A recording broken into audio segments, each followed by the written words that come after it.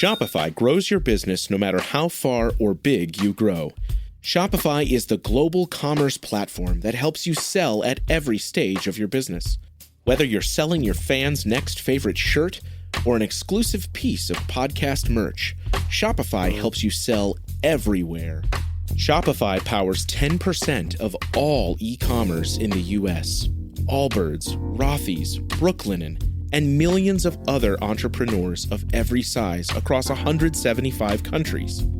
Plus, Shopify's award-winning help is there to support your success every step of the way. Because businesses that grow, grow with Shopify. Sign up for a $1 per month trial period at shopify.com/income, all lowercase. Go to shopify.com/income now to grow your business, no matter what stage you're in.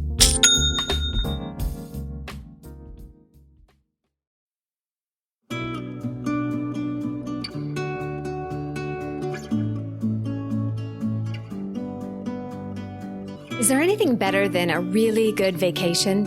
And I'm not talking about the kind of vacation where you do all the work and you end up needing a vacation to recover from your vacation. I mean a trip that is just for you. So, of course, it's going to include running in beautiful places, indulging in amazing food, and hanging out with people who really, really get you. If that sounds like a dream come true, it can actually be a reality this year. Running vacations or running retreats are back with a vengeance because runners like you and me are ready to get back together in person and share a unique experience that we will never forget.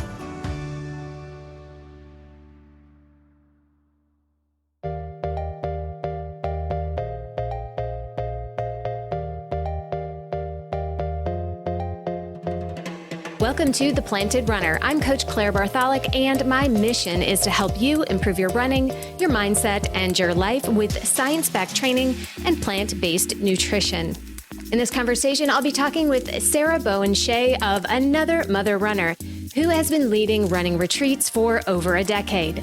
You'll learn what to expect on an all-inclusive running retreat, especially if you're going on your own, what to pack, and how going on a running vacation can dramatically change your life.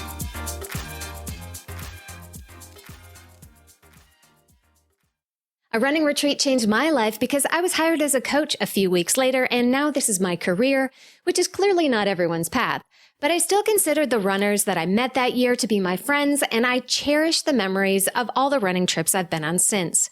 Of course, most of you know that I'll be hosting my first official running retreat this September here in beautiful Asheville, North Carolina. So I wanted to learn from Sarah what makes a curated trip for runners so special. Quick reminder that early bird pricing for the Asheville retreat does end at the end of February 2023. So head to theplantedrunner.com/retreat to reserve your spot now. Sarah Bowen Shea hosts running retreats for women all across the country, and we will have all the links in our show notes if you'd like to learn more about the amazing trips she puts on. Don't forget to stay tuned all the way to the end of the episode for another Mental Strength Minute. Fortify your mind in 60 seconds or less. And now here's my conversation with Sarah Bowen Shea.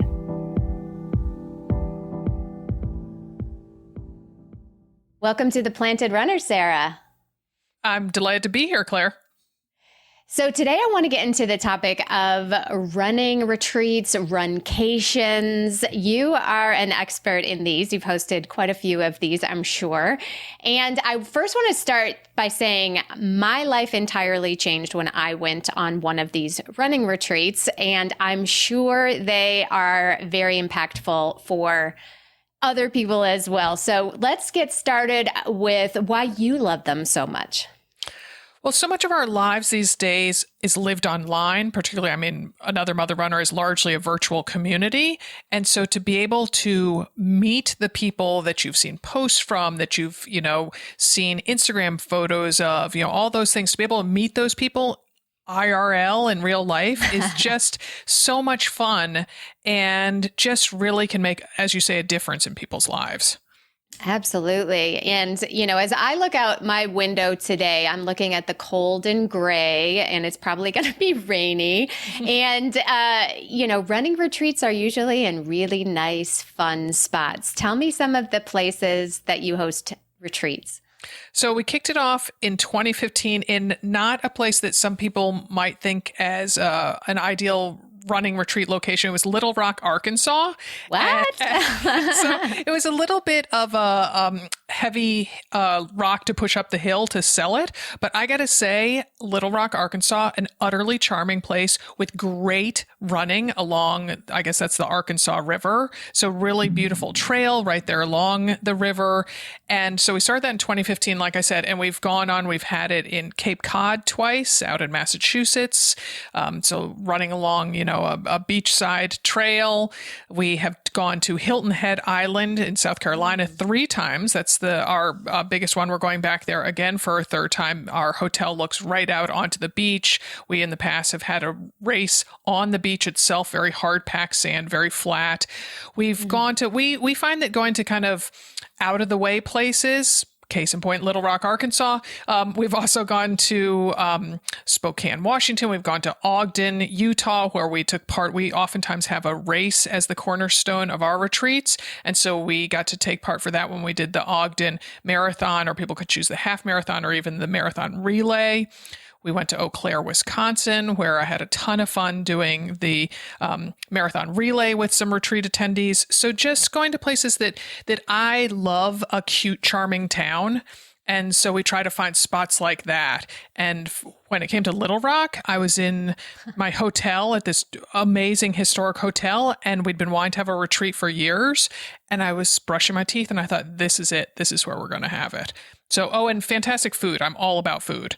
So having great food. Yeah. Yes. That's awesome. The Little Rock thing threw me. I wasn't expecting that, but I've only driven through Little Rock, so I can't say. That's really cool. So let's say I've never been on one. What can I expect? I hit the buy button. And what do I expect when I get there? Yes. So it's 4 days, 3 nights. It's for our retreats. It's anywhere from about 60 to 75 women. And we bring in experts to give talks about whether it's strength training for runners or nutrition, something that you know about. We have running coaches there. So maybe it's how to improve your form, things like that. And then we always record an episode of our podcast the first night. We have, as I said, great meals, and we have an icebreaker events on the first night so that people get to know each other. And then we run every morning. We bring in a yoga instructor. Dimity, my business partner, can no longer run, so she leads walks that she mixes in strength training with it. And then for most of our retreats, as I said, we have a race. So that's typically on the Sunday morning of our retreat. But then this year we're doing one in Redmond, Oregon, which is in the high desert of Oregon, which is just gorgeous, gorgeous country. And if you haven't been to the high desert, it's kind of a mind blower. It's like, wait, I'm at elevation, yet it seems like a desert here. I don't understand. So that one, we're doing a lot of hiking because there's this gorgeous state park near there called Smith Rock. So, and for that one, we're going to do some canoeing and and we might have some pickleball instruction because I'm an avid pickleball player. So we have I don't want to say a formula, but we have a schedule that pretty much doesn't vary all that much. We bring in different guests, but we found something that works and we stick with it. But for this Redmond one, we're like, hey, we're not going to have a race. Let's throw the barn door wide open and see what's possible. And then a major hallmark of our retreats is our final night. We do a farewell dinner that includes karaoke. And there might be some eye rolls going on among the listeners right now. But I tell you, people are like, no, I don't do karaoke. Don't do karaoke. Well, you can be, an avid audience participant. We get backup dancers. And it's very liberating. How often do you kind of let your hair down and go a little crazy? And particularly to be in a group of all women that you've spent so much time with, then you feel very safe and you can just really be yourself. And I am not a great singer, but I believe enthusiasm goes a really long way. So it is, Oh my gosh, it's so much fun. Yeah. Yeah. So 60 to 75 women. That's a big group. So how do you keep it, intimate? Nobody gets lost. Like that's a large number of people to learn 75 names. That's how do you do that? We wear name tags, so then no one has to be embarrassed about not remembering names. And we used to have them on lanyards, and I can't stand lanyards, so we have little magnetic ones. And people wear them to the run. We had people wearing them to the race at our Portland retreat. I was like, okay, you can leave it back in the hotel room now. So then we have icebreakers. Like I said, my business partner Dimity just loves coming up with good icebreakers. And so, we just kind of bring people out of their shell. We kind of put them together in different groups and encourage people to really talk to other people. We have brand ambassadors who attend, who we call BAM ambassadors, stands for Badass Mother Runner Ambassadors. And so that we really encourage them, and we talk to them ahead of time to say, hey, can you kind of draw people out and don't just don't just be a clique, but try to mingle with different people.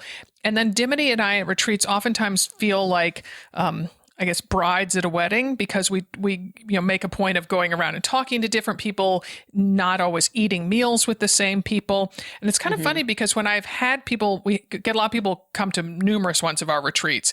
And so I know these people. And so I'm like, oh my gosh, Kate's here. Oh my gosh, I totally want to sit with Kate. Well, by the end of the time, I'm like, I've barely gotten to talk to Kate, because I'm like, no, I know Kate really well. I shouldn't talk to Kate all the time. Right. Yeah. Well, I think that is actually one of the hesitations that people might have in their minds when they're thinking about something like this is like, okay, first of all, I don't know if I want to go on a vacation with strangers. That's kind of weird, especially if I don't know if you put people in the same room together. It might be weird, like doubling up with somebody that you don't know. And you know what? The stereotypical runner is an introvert, right? And always afraid of being too slow. I don't care if you're fast. You're still worried about being too slow, right? So what do you say to those kind of hesitations? Oh, Claire, you nailed the people who come to our retreats. I can't tell you the number of women who say, oh, but I'm an introvert.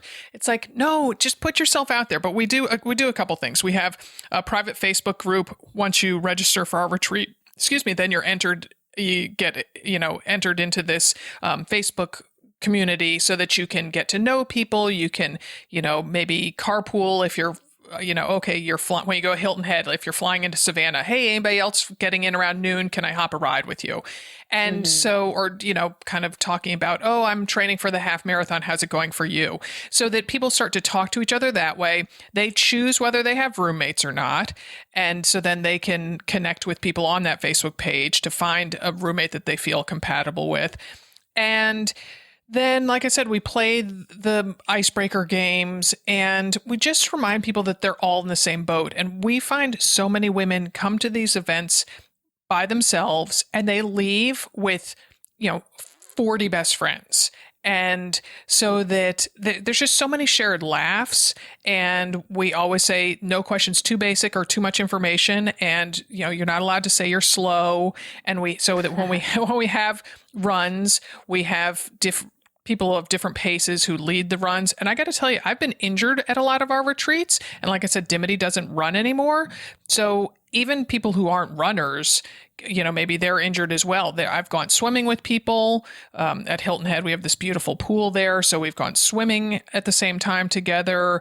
And so you just kind of find your people. And I mean, people that we have, oftentimes fire pits at Hilton Head or that sort of thing. So that you just chances to come together and interact in a really low key way. And, hey, a cocktail on the first night helps as well. So, yeah, because it's really hard making friends in your 30s, 40s, and 50s, as an adult. It's hard making friends, especially, and, when your spouse is completely sick of hearing about your running, well, I was going to say, though, that is one of the great things about a retreat is finally people get why you want to talk about it all the time. And so someone who will listen to you go on and on about when you finally broke 2 hours in your half marathon, their eyes don't glaze over. They're like, yeah. Oh my gosh, how'd you do it? Can you teach me any tricks that'll help you? That sort of thing. So having like-minded people, and what I've discovered in almost 13 years. Actually, this is the month of our 13-year anniversary of doing Another Mother Runner.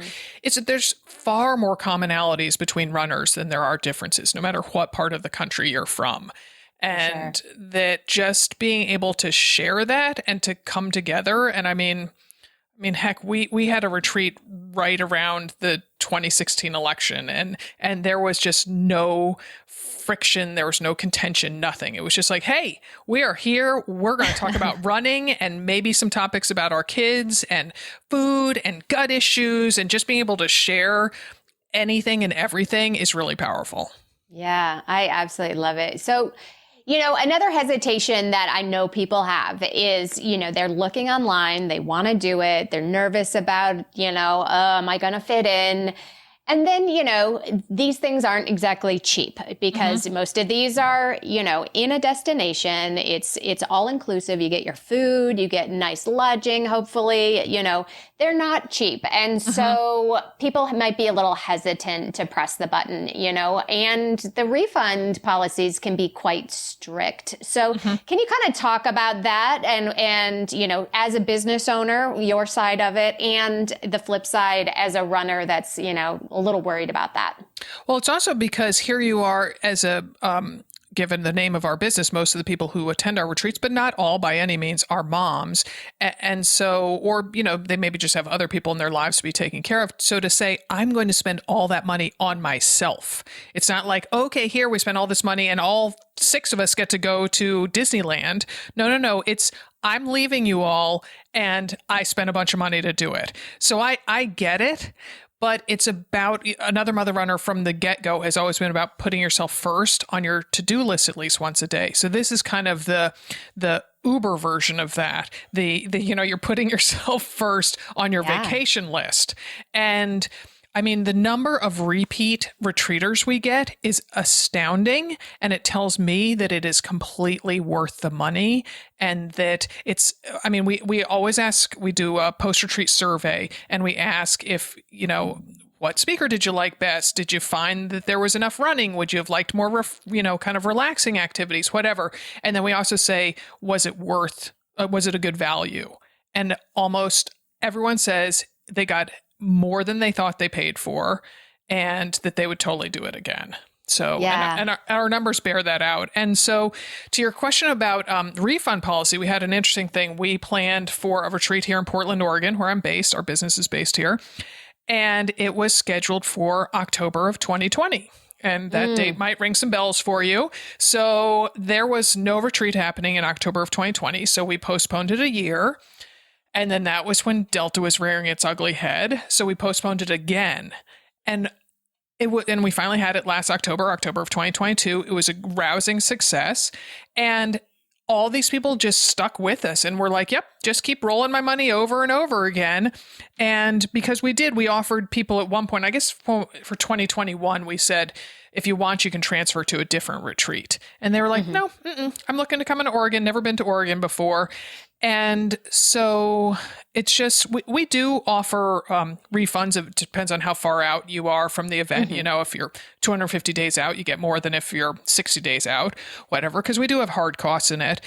And I think people understand that, our business, your business, we're small, we're running on a shoestring here. We're trying to do something for our community that has true value.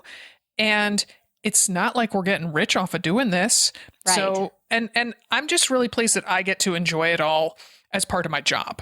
I'm sure you'll feel the same way with your Asheville retreat. It's just fun. It's tons of fun, Yeah, absolutely. And way more fun than a vacation with a bunch of kids. Yeah. I hate to say it. I love my kids, but wow, on vacation, they're tough. Yeah. It was, oh my gosh, it was so much fun to be here in my town of Portland, but to be downtown at a hotel where I was the only person in the room, and I think somebody asked me like, oh, is Jack, my husband, going to join me? I'm like, no, And theoretically, it's just because he has to stay home to take care of the dog and make sure the kids get off to school. But no, it was because I wanted to be in my hotel room by myself. So yeah, absolutely. Yes. Yeah. So as you mentioned, yes, I am doing my first retreat. It's okay. So it's not my first retreat. I've actually done many of these, but this is my first as the Planted Runner 100% on my own. So I am doing it in my hometown of Asheville, North Carolina in September. And that's one of the reasons I wanted to talk about this selfishly, is to get all your insight and intel. But, so the company I used to work for, Runners Connect, they would do retreats as well. So I've done them internationally. We went to Portugal. We've done them Orlando. We have done them in Blowing Rock, North Carolina. We've done it in San Diego. So I've done many of these. So I get the drill, but it is, I have to say, like what you were talking about being a small business owner, it is a little nail biting, doing it just because, like you said, there are hard costs. Like I've got to pay for the hotels. I've got to pay the caterer. I've got to hit those marks. So any advice for me from you? Try to get help. I mean, that's what we've discovered over the years is people are very willing to give of themselves. And so, for instance, when we were having the one here in Portland, a bunch of women who I know through another mother runner and just the local running community were like, whatever you want me to do, I'm happy to help. So this woman, Paula, showed up and helped us sign people in on Friday.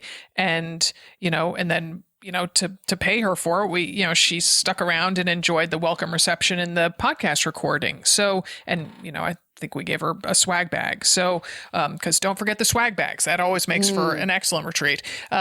So just lean on people because they do like to help and accept that help, and just have fun and be relaxed. And I definitely always go back to my room and I kind of talk myself up because it is a little bit hard to be, on for 4 days and be upbeat and, we all run into conversational roadblocks every once in a while. It's hard to believe for podcast hosts, but we do. It does happen. So just kind of, I listen to a lot of music in my room, get kind of literally hopped up. Then I'm really raring to go by karaoke time. But and just have fun and share that fun and draw people out. You're very outgoing. And so just remembering what it's like to be that person who's sitting at the table by herself and just going over, sitting next to that person, how's your training going? Because, you can, as I've said, you can always find common ground with people. So being empathetic and outgoing and upbeat. I'll get back to the episode in just a minute, but first I want to share what has really been a game changer in my nutrition lately. Even though I run, I lift weights, and I eat a healthy plant-based diet, I've really been struggling with feeling really hungry during the day. You know the feeling, you're rungry or hangry, and that leads to way more snacking or eating way more at meals than I really need for my activity levels. But I finally found the solution. Here's my routine. Up at 6, start the day off with a balanced breakfast, and then I work in my office while the kids are getting ready for school. At 8:30, I'm off for a run or I'm at the gym. At 10, I make a smoothie with Neurify Plus from Previnex, or I mix in a couple scoops into my oatmeal. With Neurify, I'm completely full and satisfied until about 2 p.m. when I'll have a late lunch. Then it's a healthy dinner with my family at 6, and I'm done for the day. Yes, that's 4 meals a day every 4 hours, but I have zero cravings for a mid-afternoon snack, and my energy levels are stable all day long. I'm also hitting my post-workout protein goals with Neurify Plus from Previnex. You know that I'm picky about nutrition, and Previnex only uses the highest quality, most clinically effective macro and micronutrients and nothing else. The protein is a perfectly balanced amino acid blend of organic yellow pea from Canada and brown rice from the UK. There's no fillers and there's nothing sketchy, and of course, it's delicious. I can't decide if I like the vanilla or the chocolate better. And here's the cool thing. My friends at Previnex are giving the Planted Runner listeners 15% off your first order of Neurify Plus with the coupon code PR15. Just head to Previnex.com and use my coupon code PR15 to get started today.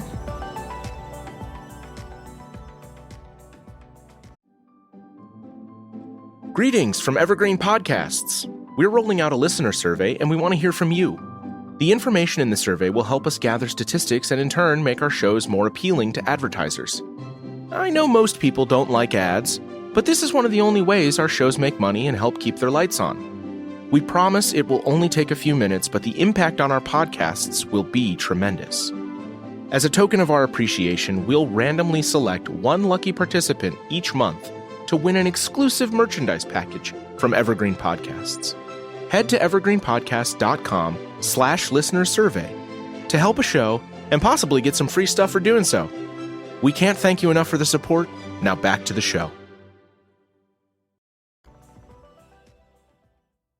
Yeah, absolutely. Absolutely. Well, my retreat is capped at 16. There's only 16 cabins at this resort. So I will not have 75 people, but I will have help. And I'm definitely doing the name tags. I am a huge fan of name tags. They sound so dorky, but they are so helpful.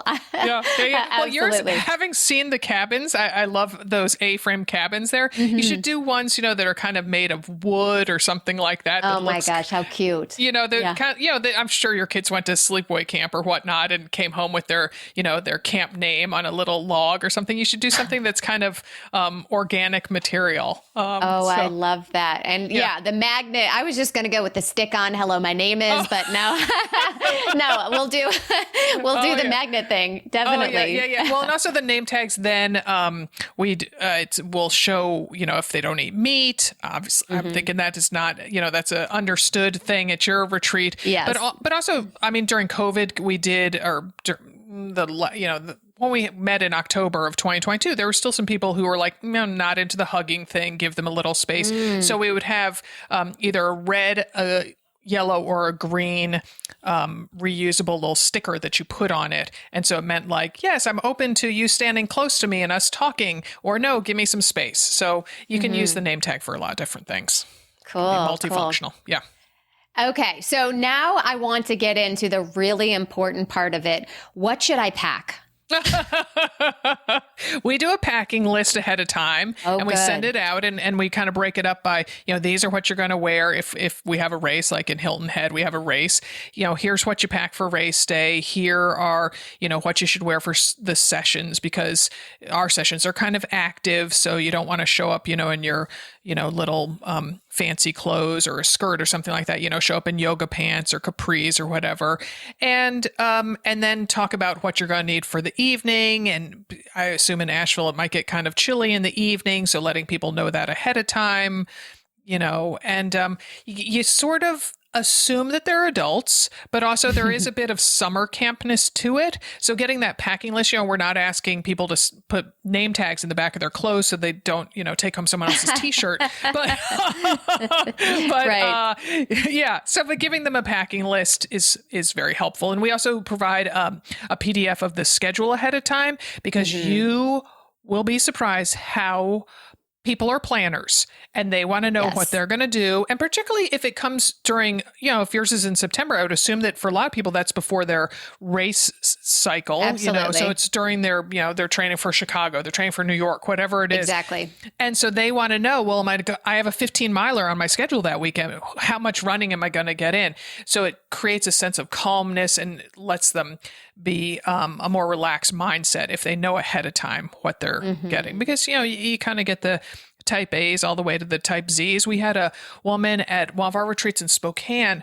We never saw her after the welcome that we did for the group because she had been trying to carve out time for herself to write a book proposal. And that quiet hotel room in Spokane, Washington was just what she needed. And I swear, we saw her Friday midday. We didn't see her again until she was, getting on the shuttle to go to the airport on Monday.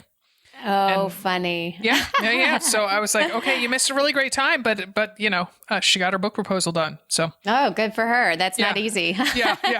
Well, I wanted to touch on something you mentioned earlier. So, what if you're all excited, you signed up for this retreat, and what if you happen to get an injury or something happens to you that's, can you still go to a running retreat and not run? Oh, I tell you, you should have seen me, Claire, at our Hilton Head retreat last February, almost exactly a year ago. it was the onset of several bulging discs I had, and it was terrible. And I'm glad that is in my rearview mirror. And so that I had trouble walking through the airport to get there. And so I was living testament to, you can have a great time at our retreats, at any retreat, if you can't run. So like I said, we swam. Our hotel had a gorgeous pool, swam every morning with a couple women who would come out and join me. Swimming, not super social sport, but it was nice to know that you're going to meet people out there and be in the water together. And then I was still able to dance at karaoke, so my back wasn't that terrible. I probably riding on a little endorphins. But I remember at Ogden, there was another woman who couldn't run, so she and I went together to a pool. We didn't have a pool at the hotel, so we found, a local rec pool and drove over there. And just recently she was like, I always think how much fun that was to swim with you. So Yeah. So it can definitely be done. And like I said, Dimity doesn't run at all. So she has a great time and she's super excited to lead people on hikes in Redmond. So it is. And we've had, we've had people be at our retreats who had, a fractured leg or, and certainly some people have to drop out at the very last minute. I remember one woman's kid broke his arm and so she couldn't show up but you can just commune with people, sit around by the, fire pit and chat with people. You can do that if you got a cast on your leg or whatever, bulging discs, it can be done. So just the community, the in-personness of it, you really don't know how awesome it's going to be until it's happening. And yeah, I was also one thing, it's over in the blink of an eye. That's the problem, and that you really got to jump into it with both feet, because on Friday, I always feel Friday afternoon, everybody's a little timid, am I going to find my people here? Everything like that. And then it's just like a Porsche on the Autobahn. It just starts speeding up. And suddenly it's Monday morning. You're saying goodbye to people. It's like, wait, no. Can we rewind and go back to it being Saturday morning and have all this time over again? Yeah. And the one thing about injured runners, though, I've definitely had some on some of my retreats. They're usually the life of the party, because they're starting the happy hour and they're staying the latest because they don't have to run 20 miles the next day. So usually the injured... injured ones are really fun. So don't back out. Yes. Yeah. And your retreat definitely looks like it has a lot of running in it. I'm impressed how much running there is. Yeah. Well, the cool thing about it is that we can run right out of the cabins. So you can do an out and back. So you can run a mile or you can run 20 miles, but usually I have Saturday be your long run day because people are training for marathons. So you can run a really long time. The nice thing about that trail is that there's breweries along the way. If you don't want to run, you could stop and have a snack or have a little drink or something like that. Or you can just come right back to your room. And we will do a destination run. We'll go and do a trail run one of the days as well. But again, it's all going to be like an out and back or a loop. So you can decide how much running is. It's totally up to you.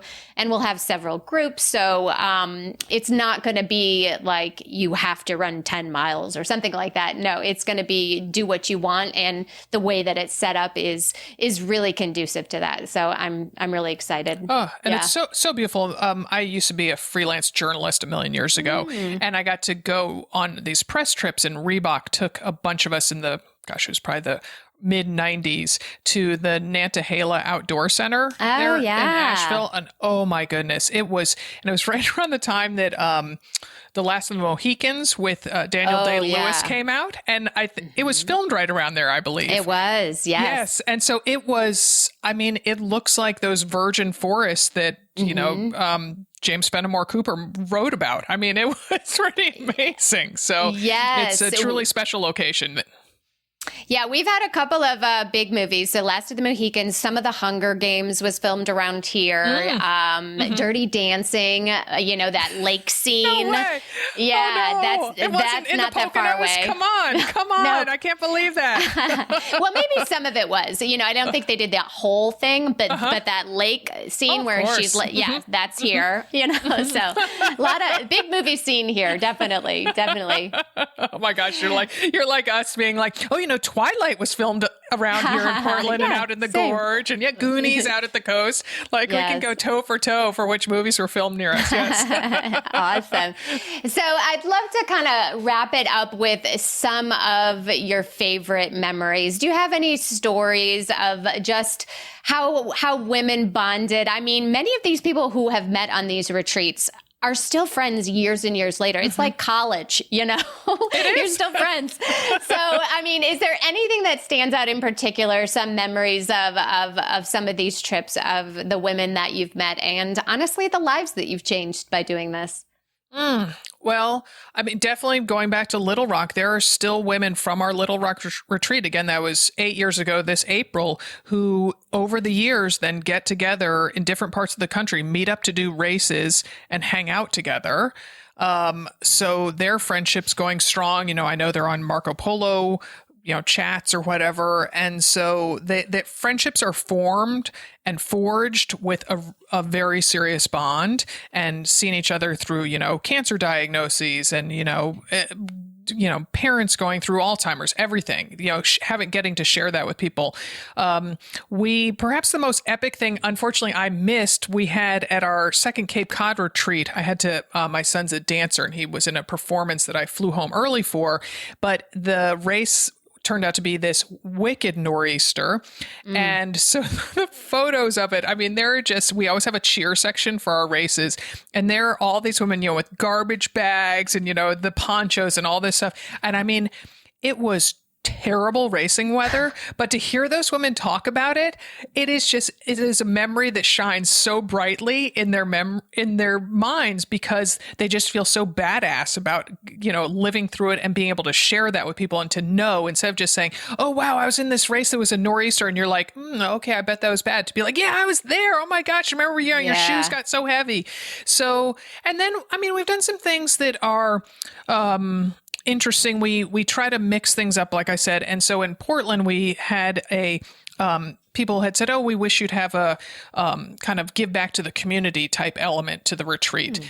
So we brought in what's called the Period Project. And so they packaged together menstrual products for menstruating people experiencing homelessness. And so, my goodness, give a bunch of women runners a job to do, and it gets done.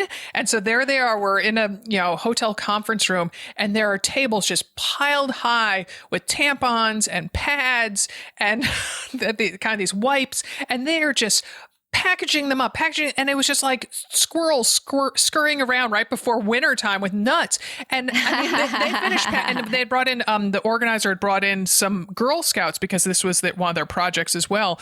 And those kids couldn't get baskets to us fast enough, because we'd fill them up so quickly. And we're like, hey, we need more tampons over here or whatever. And I mean, a job that, should have taken an hour, we were done in like 25 minutes. And, and then people were able to go back to their communities, maybe contribute to Period Project, maybe do some volunteering for them. It's a nonprofit that I've done a lot of volunteering for here in Portland before. So it's something kind of near and dear to my heart. And I was really surprised. It got a lot of, on that survey that I mentioned, it got a lot of positive feedback for an experience. So, that's not what you'd expect from a women's running retreat, is, touching a whole bunch of tampons, but it made a difference. And we were in downtown Portland, so you could kind of see, unfortunately, you could see some of the people that were probably the recipients of these packages. So it felt good to be not just coming to the city and kind of tromping all over it, but actually making it a slightly better place. Well, I think that is a very sweet place to end it, Sarah. But before I let you go, tell us where we can find you. Tell us where people can learn more about your retreats. Yes. So anothermotherrunner.com, and you click on the events in the top navigation. And I should say that Redmond retreat is close to selling out. So that's in June. So enough time to do that, and then do your retreat, and then come to Hilton Head, because they are addictive. As I said, we get a lot of repeat retreaters. So so anothermotherrunner.com. So thanks for this opportunity to talk about it, Claire. Absolutely. Nice to have you. And now it's time for the Mental Strength Minute. Fortify your mind in 60 seconds or less. Today's topic is collecting hope. When we accomplish tasks or check boxes, we feel good. That's why video games are so addictive. And when we feel good, it can actually give us hope and motivation to keep going. So create hope-building tasks to collect in a race that have nothing to do with performance. In a race, it could be thanking every volunteer that hands you a cup of water, or saying good job to anyone that passes you or that you pass. On a run in your neighborhood, maybe you get a point for every dog that you see, or every time that you smile at a pedestrian.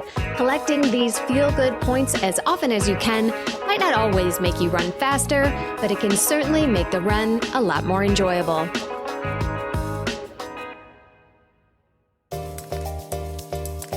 Thank you for listening to the Planted Runner podcast. Don't forget that your Apple Podcast review automatically enters you in our monthly contest. One lucky winner will get a signed copy of the Planted Runner book each month this year. So head to Apple Podcasts, leave a review, and you're automatically entered to win. Your reviews are the biggest factor in the success of this show, and I read every single one. Have a great run today.